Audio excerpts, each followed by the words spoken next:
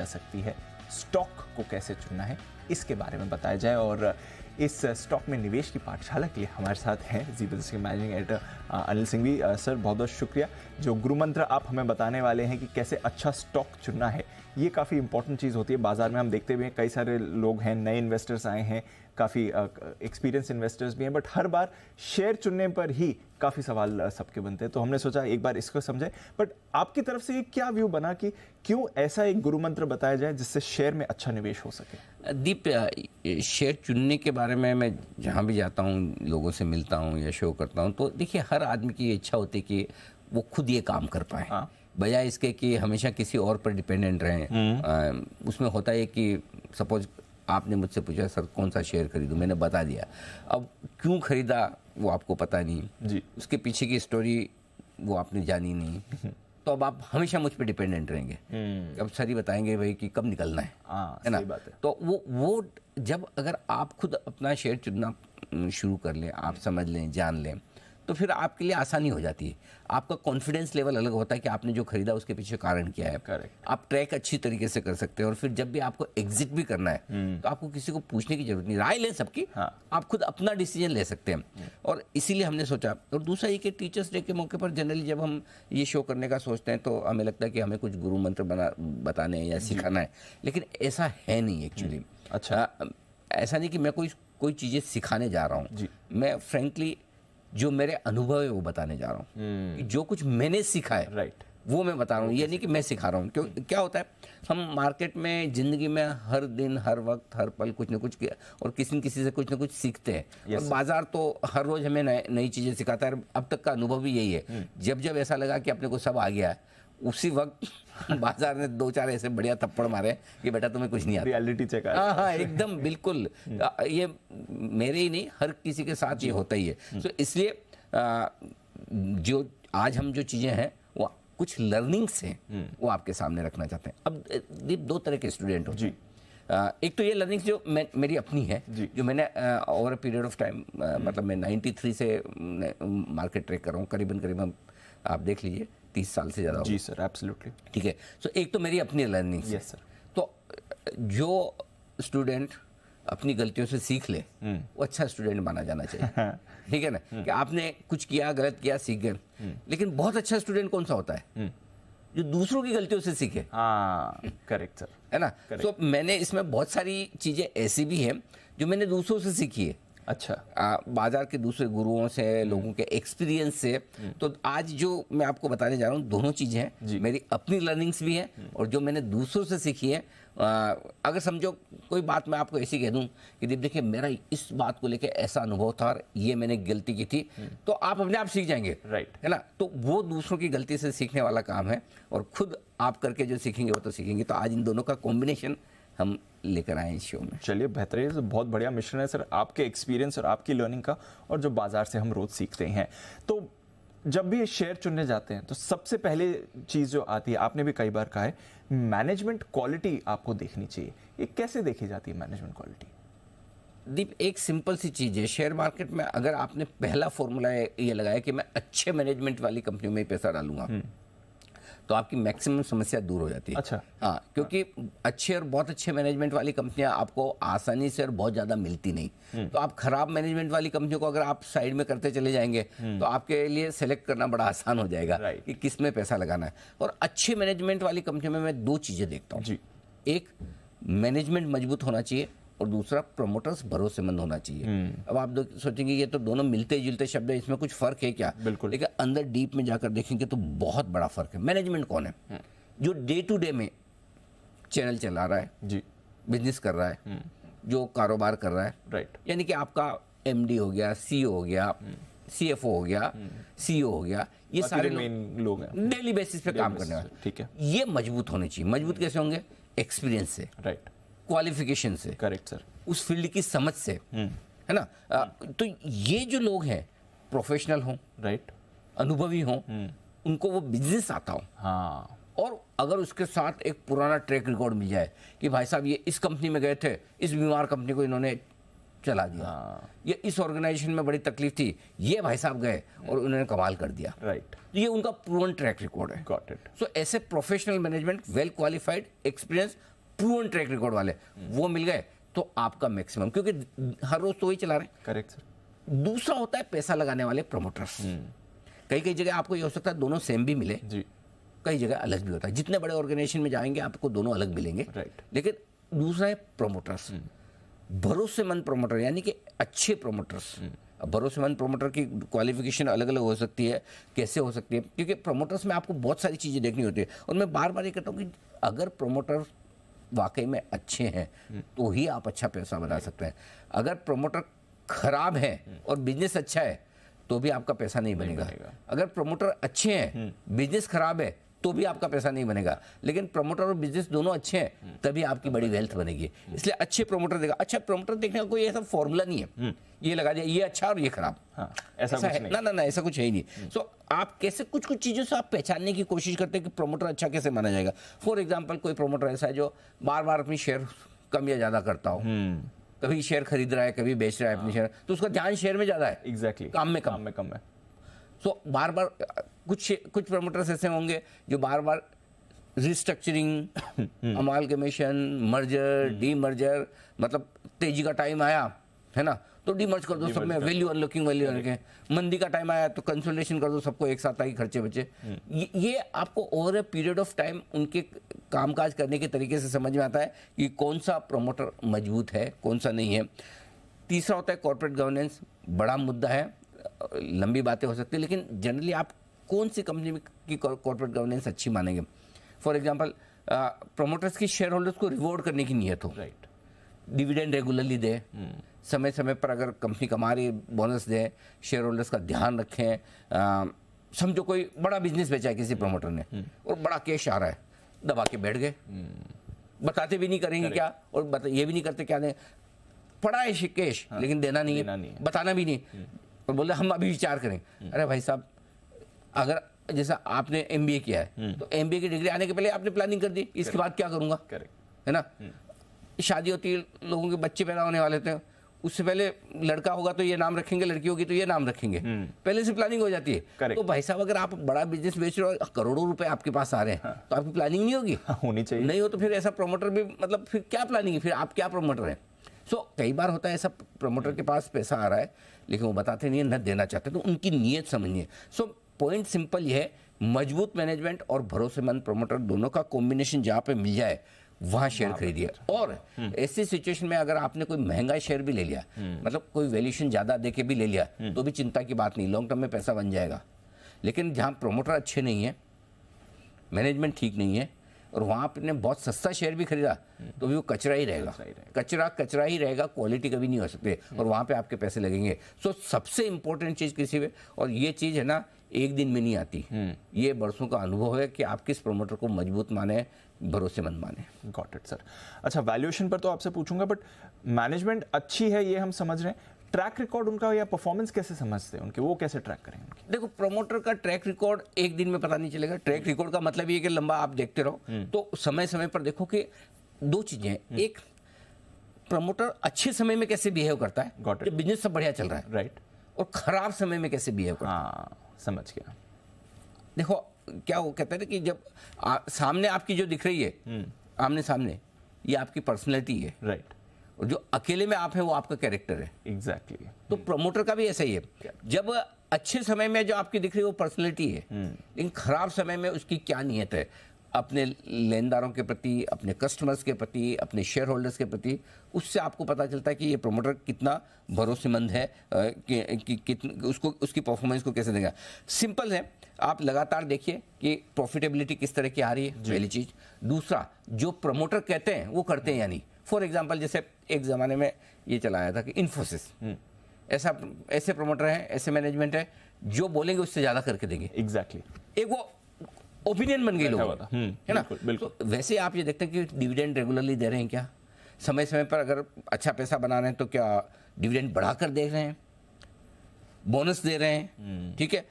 Simple सी चीज़ है, company की जन्म कुंडली बनाओ, प्रमोटर्स की जन्म कुंडली बनाओ, आप समझ गया। देखो कि इनका ट्रैक रिकॉर्ड आसान है, बहुत मुश्किल काम नहीं है, थोड़ा समय देना पड़ता है, जानना समझना पड़ता है, पब्लिक प्लेटफॉर्म पे कैसे बात कर रहे हैं, विजन क्या है, शॉर्टकट तो नहीं ला रहे हैं बिजनेस में, कारोबार में। मैं कई बार बोलता हूँ वो प्रोमोटर ना भगवान की तरह है। आपने कंपनी का शेयर खरीदा, प्रोमोटर को भगवान समझो, रोज प्रार्थना करो, पूजा आरती करो, क्योंकि वही प्रसाद देंगे ना, या तो प्रसाद में आपको डिविडेंड देंगे, है ना, एग्जैक्टली, या कभी 56 भोग लगेगा, यानी कि शेयर के दाम बढ़ जाएंगे, कभी बोनस मिल जाएगा, कभी जोर से चलेगा। सो आई थिंक वो बहुत जरूरी है कि आप प्रोमोटर्स का ट्रैक रिकॉर्ड देखिए। Got it sir. अच्छा, वैल्यूएशंस की आपने बात करी, वैल्यूएशंस कैसे पहचानेंगे शेयर्स में? देखो वैल्यूएशन में कोई ऐसा फॉर्मूला है नहीं, क्योंकि देखिए हर वक्त मार्केट में सौदा कब होता है जी, एक आदमी खरीद रहा है, एक आदमी बेच रहा है। यस, जो खरीद रहा है इसलिए कि कल बढ़ेगा, करेक्ट सर, वो जो बेच रहा है इसलिए कल घटेगा। एग्जैक्टली, और दोनों अपने आप को स्मार्ट और समझदार समझते हैं, True. एक दूसरे से ज्यादा, बिल्कुल। इसलिए सौदा हो रहा है। बिल्कुल। सो इसलिए क्या भाव सही है, क्या वैल्यूएशन सही है, इसके लिए वो अंग्रेजी की कहावत है ना, beauty lies in the eyes of beholder. जो देख रहा है उसको कौन ज़्यादा खूबसूरत लगता है, कौन कम लगता है। सो अपना अपना व्यू, अपना अपना विजन है। कोई आदमी एक दिन के हिसाब से खरीद रहा है, कोई एक साल के हिसाब से खरीद रहा है। लेकिन आमतौर पर आपको वैल्यूएशन इस तरह से देखने चाहिए कि जो कंपनी जिस भाव पर ट्रेड कर रही है, जिस वैल्यूएशन पर ट्रेड कर रही है, ओवरऑल मार्केट का क्या वैल्यूएशन है, उस पर्टिकुलर सेक्टर का क्या वैल्यूएशन है, और उसके बाद उस कंपनी का क्या वैल्यूएशन है। अच्छा, अगर आपको लगता है मार्केट और सेक्टर से ज्यादा महंगी वो कंपनी है, तो ऐसा क्या है उस कंपनी में जिसकी वजह से वो महंगी है? करेक्ट। क्या वाकई में 24 कैरेट गोल्ड वाले प्रमोटर हैं, या ऐसा बिजनेस है कि बॉस इसको तो कोई टच ही नहीं कर सकता? करेक्ट। फॉर एग्जाम्पल टाइटन हो गया आपका, कि टाइटन तो लीडर है, रहेगा, ये महंगा है, महंगा था, महंगा ही रहेगा, राइट, है ना। Correct. सो क्या वैसी है लीडरशिप कि प्रमोटर स्ट्रॉन्ग, बिजनेस जबरदस्त, ब्रांड नंबर 1, फिर तो महंगा ही रहेगा, हमेशा ही महंगा रहेगा। तो आपको महंगा ही खरीदना है, महंगा ही बेचना है ना। सो आपको वैल्यूएशन जो देखना है, वैल्यूएशन उस हिसाब से देखना है कि भाई वाकई में कंपनी को अगर महंगा वैल्यूएशन मिल रहा है तो किस वजह से मिल रहा है, और सस्ता मिल रहा है तो भी सोचना क्यों सस्ता है। मार्केट बेवकूफ नहीं है, सारे लोग समझदार हैं यहाँ पे, कई डेढ़ होशियार भी है। तो अगर कोई स्टॉक बहुत सस्ता ट्रेड कर रहा है तो उसके पीछे कुछ कारण होगा, और वो कारण अगर आपको पता चल जाए कि भाई अच्छा ये कोई एक स्टॉक स्टील का 10 के मल्टीपल पर है और कोई एक 4 पे है, ये 4 पे क्यों है, आपने वो कारण पता कर लिया, और उसके बाद आपको लगता है ना भाई अब मैं कंफर्टेबल हूँ, मुझे पता है ये सस्ता क्यों है, मैं लूंगा। कई बार लोग बोलते हैं कि ये सस्ता इसलिए कि इसके प्रमोटर पे कॉन्फिडेंस कम है तो हम लेंगे, वो आपका एक सोचा समझा हुआ कॉल है। बहुत सारे लोग ऐसे भी करते हैं, भाई अगर ये टाटा जैसा मैनेजमेंट होता तो ये वैल्यूएशन पे थोड़ी मिलता, है ना। बात है। कोई टाइटन जैसी कंपनी के सामने कोई दूसरी ज्वेलरी कंपनी को गिने तो भाई यार अगर यही होता तो ये भी टाइटन जैसा ही होता ना, तो वो आपकी कॉल है। लेकिन आपको पता है फिर कि आप सस्ता वाला शेयर खरीद रहे हो तो क्यों खरीद रहे हो। सो आई थिंक वैल्यूएशन आपको उस हिसाब से देखना है, मार्केट, सेक्टर और कंपनी। Got it sir. तो चलिए ये 3 तो चीजें हो गई, बट वैल्यूएशंस के अलावा भी कुछ फैक्टर्स होते हैं, कैसे पता चलेगा कि कंपनी अच्छी है? खरीदने के बाद भाव बढ़ जाए तो समझ लेना अच्छी है, घट जाए तो समझ लेना खराब है। आमतौर पर लोग इसी तरीके से पता करते हैं, ऐसा है नहीं। ये डीप होता है कि जनरली ज़्यादातर लोगों के साथ होता है ये 4-5 महीने छोड़ दें जी। जब आप लोगे तो घट जाएगा, बेचोगे तो बढ़ जाएगा। पहली चीज़ तो ये कि आप ये देखिए कंपनी अच्छी है नहीं, उसमें शेयर होल्डिंग पैटर्न जरूर देखें, प्रमोटर के पास कितनी हिस्सेदारी है, ठीक है। उसके बाद ये देखिए कि बड़े इन्वेस्टर्स ने कितना पैसा लगाया। बड़े इन्वेस्टर्स में कुछ एफआईज हो सकते हैं, लोकल फंड्स हो सकते हैं। आजकल वो एफआईज को कम देखो, लोकल फंड को ज़्यादा देखो, पैसे उन्हीं के पास है। बड़े इन्वेस्टर्स हैं जिनका बड़ा नाम है, वो कितना लगाकर बैठे हैं। जितने बड़े इन्वेस्टर्स होते हैं उतना कॉन्फिडेंस बढ़ता है, जितनी उनकी इक्विटी ज़्यादा है उतना कॉन्फिडेंस बढ़ता है ना। तो ये वाला है कि सिंपल सी चीज़ है, आप ये कुछ फैक्टर्स हैं जिनके दम पर आप देख लो कि वाकई में ये कंपनी सही है या नहीं। बाकी तो बिजनेस और वो सब चीज़ तो आप देखते हैं, बट कुछ और फैक्टर्स हैं जिनसे भी आप अंदाजा लगा सकते हैं। क्योंकि देखिए सारे के सारे तो एक साथ बेवकूफ़ नहीं बनेंगे जी। और अगर सारे बन भी गए तो एक कंपनी में बनेंगे ना, सारी कंपनियों में तो नहीं बनते। करेक्ट। तो इसलिए मतलब कोई एक कंपनी थोड़े समय के लिए सब लोगों को बेवकूफ़ बना सकती है और कुछ लोगों को बहुत समय के लिए बना सकती है, लेकिन सारे लोगों को हर समय बेवकूफ़ नहीं बना सकती ना। तो अगर कोई बड़े इन्वेस्टर्स हैं, एफआईज है, म्यूचुअल फंड्स हैं, उन्होंने बड़ा पैसा लगाया तो उससे आपका कॉन्फिडेंस बढ़ना चाहिए। समझ गया सर। अच्छा, कर्ज की बात होती है, ये कितना इंपॉर्टेंट होता है, इसको आप कैसे ट्रैक करते हैं? देखिए जितना कर्ज कम हो उतना बढ़िया, आमतौर पर ये माना जाता है। लेकिन कुछ कुछ इंडस्ट्री ऐसी है जहां पर कर्ज ज़्यादा लेना ही पड़ेगा। जैसे फॉर एग्जांपल आप इंफ्रास्ट्रक्चर के बिजनेस में, तो वहाँ डेट इक्विटी रेशियो हमेशा ज़्यादा रहेगा। तो आप ये देखिए कि फॉर एग्जांपल किसी आईटी कंपनी में कर्ज दिख जाए, तुरंत चौकड़ी भाई, तेरे को क्या जरूरत है उधार लेने की? कैश फ्लो है, टेबल कुर्सी और कंप्यूटर और सैलरी देनी है, बस किस बात की कर्ज? जरूरत ही नहीं है। अगर कोई आईटी कंपनी कर्ज ले रही है वहीं पे छोड़, लेना ही नहीं है इसको, लेना ही नहीं है। और अगर कोई इंफ्रा कंपनी में कर्ज ज्यादा दिखे तो नेचुरली यार 10 साल 15 साल के प्रोजेक्ट होते हैं, बनाने में टाइम लगता है, वहाँ डेट इक्विटी रेशियो हाई हो गई होगा। इसमें आपको देखना है कि कैश फ्लो कैसे है। अगर रेगुलरली कैश फ्लो पॉजिटिव है, कर्ज है और आपकी कर्ज का इंटरेस्ट और प्रिंसिपल चुकाने की ताकत है, तो कोई दिक्कत नहीं। राइट। इतना पैसा आपका कंपनी का ऑपरेशन से, कमाई से आ रहा है कि आप चुका पा रहे हैं, वो सबसे ज्यादा। तो मैं जहां हाई डेट वाली कंपनियां होती है, पहली चीज तो ये कि इन जनरल आप उनसे दूर रहो। और अगर कोई पर्टिकुलर स्पेसिफिक इंडस्ट्री की डिमांड है कि यहाँ कर्ज ज्यादा लेना ही पड़ेगा उस कंपनी को, तो फिर उसके कैश फ्लो देख लो। अच्छा, बस इन दो फॉर्मूला को लगा दो। ठीक है सर। इसमें एक चीज़ और होती है सर कि प्रमोटर कभी कभी अपने शेयर्स गिरवी रखकर कर्ज ले लेते हैं। इस पर कई बार काफ़ी सवाल उठते हुए हमने देखे हैं और कई बार यहाँ पर पिटाई भी होती है स्टॉक्स की। क्या ये अच्छी चीज़ है, खराब चीज़ है, इसको कैसे एनालाइज करें? इन जनरल खराब है। अच्छा, इन जनरल खराब माना जाता है। जैसे इन जनरल कर्ज ज़्यादा होना खराब माना जाता है जी, क्योंकि लेकिन ऐसा नहीं कि आप मतलब सबको एक ही तरह से गिन लें। राइट। कर्ज किस ले लिया है जी, वो गिरवी रखिए, वो इम्पोर्टेंट। अगर कई बार क्या होता है कि प्रोमोटर्स को कोई प्रोजेक्ट में इक्विटी लानी है, अब पैसे तो लिमिटेड ही है ना भाई, उनके पास कोई ऐसा तो है नहीं बरस रहे, तो वो कर्ज अपने शेयरों के सामने कर्ज लेंगे और उस बिजनेस में लगाएंगे। राइट। जब तक बिजनेस में वो पैसा लगा रहे हैं अच्छी बात है, लेकिन अनरिलेटेड बिजनेस में लगा रहे हैं तो खराब बात है। या जो आप नहीं जानते हैं या अननेसेसरी एक्सपांशन कर रहे हैं, तो फिर मार्केट थोड़ा उसको खराब समझता है। कई बार ये बताया कि अगर अपने ही बिजनेस में पैसा डालने के लिए आप कर्ज ले लेके बार बार कर रहे हैं, तो ये टाइम बॉम्ब है। भगवान न करे किसी वजह से बाजार जोर से घट गया, हाँ, और मार्जिन कॉल आने लगे, तो आपका शेयर ही बिक जाएगा पूरा। True, correct. ये चीज़ें कई बार होती है। सो जहाँ स्टेक गिरवी ज़्यादा रखी हुई है वहाँ थोड़ी आपको सावधानी रखनी जरूरी है। समझ गया सर। कभी कभी हम सेक्टर रोटेशन की बात करते हैं, कुछ गर्म सेक्टर्स होते हैं, कुछ लंबे ठंडे सेक्टर्स होते हैं, सिक्लिकल सेक्टर्स होते हैं। ये कितना इंपॉर्टेंट है, कौन से सेक्टर की कंपनी है? देखिए, सेक्टर बहुत इंपॉर्टेंट है, इसमें कोई डाउट नहीं। अगर कोई सेक्टर ही खराब कर रहा है, हाँ, तो आप उसमें पैसा कैसे बनाओगे? वो भी बात सही है। पहली चीज़ है कि सेक्टर भी, खराब सेक्टर में कुछ कंपनियां अच्छा कर सकती है और अच्छे सेक्टर में कुछ ही कंपनियां खराब करेगी। यस, फर्क है दोनों। दोनों में। सो अगर आपने सेक्टर ठीक पकड़ लिया तो फिर आपको कंपनी चुनना थोड़ा आसान है। खराब सेक्टर की कोई अच्छी कंपनी चुनना ज़्यादा मुश्किल काम है ना। अब आप जब सेक्टर चुन रहे तो ये देखो कि इस सेक्टर की ग्रोथ क्या है। 5, 10, 15 साल सेक्टर ग्रो करेगा। फॉर एग्जाम्पल कंजम्पशन है, तो आपको पता है कोलगेट, HUL, ब्रिटानिया, टाइटन, ये चलनी ही है भाई।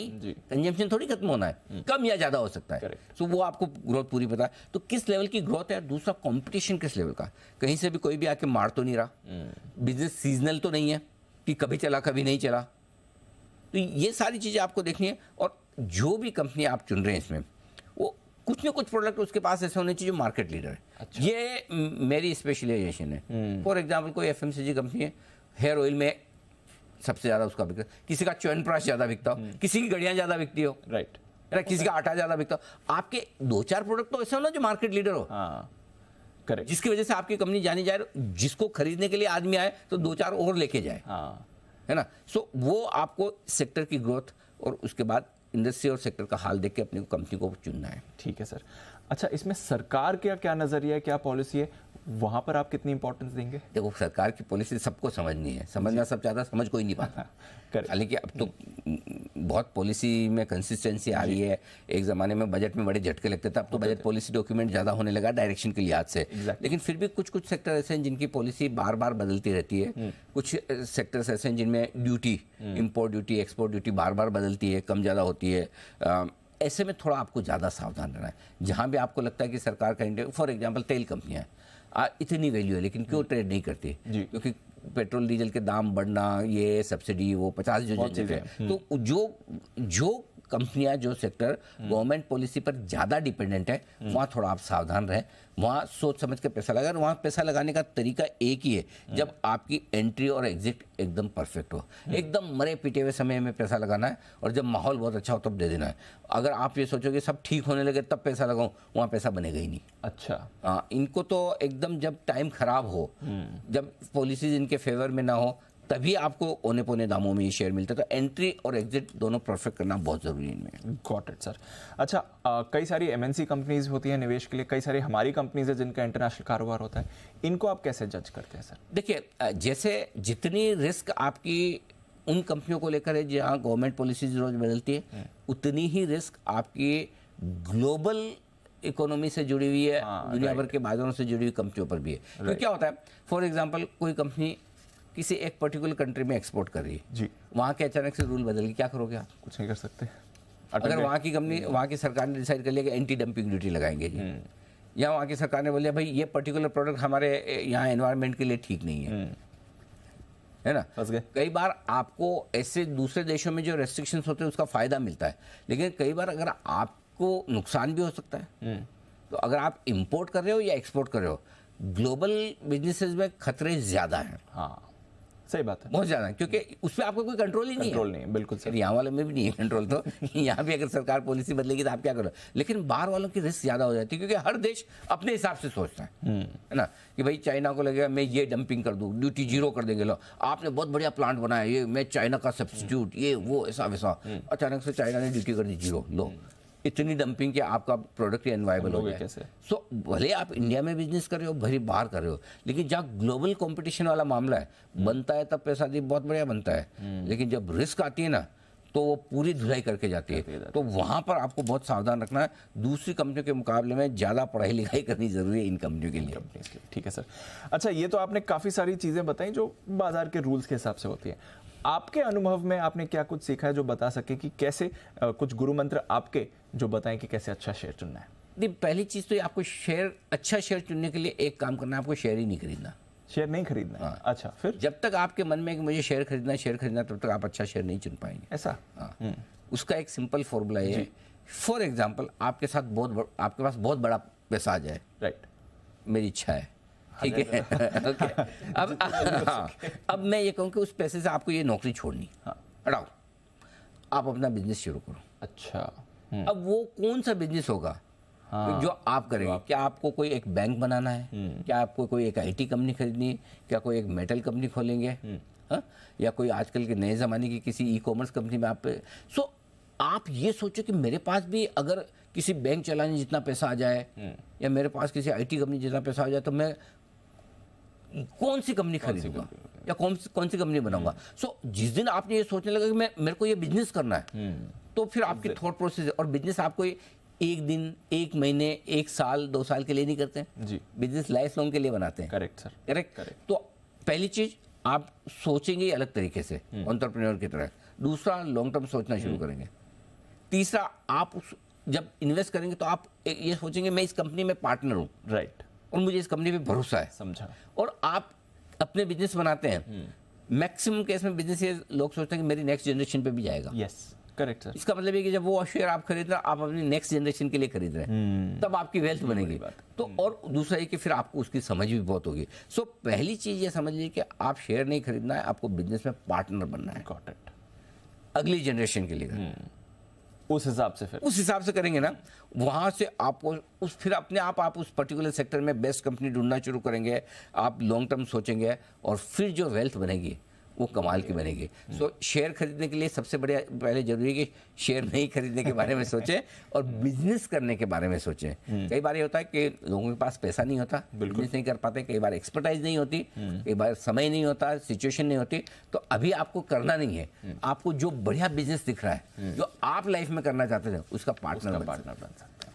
पार्टनर बनने की कोशिश करें। समझ गया सर, बहुत बहुत शुक्रिया, बहुत बहुत धन्यवाद अनिल जी। एक बार फिर से कुछ बेहतरीन गुरु मंत्र सिखाने के लिए। रोज तो आप सिखाते ही हैं बाजार के, बट आज थोड़ा स्पेशल टाइम लिया, और शिक्षक दिवस की भी आपको ढेरों शुभकामनाएं। आशा है सर कि आने वाले समय में भी आप जो रोज हमें कुछ ऐसी बढ़िया चीजें सिखाएं। आप सबका भी बहुत बहुत धन्यवाद इस स्पेशल मौके पर हमारे साथ जुड़ने के लिए, और कुछ निवेश के गुरु मंत्र सीखने के लिए बहुत बहुत शुक्रिया आपका।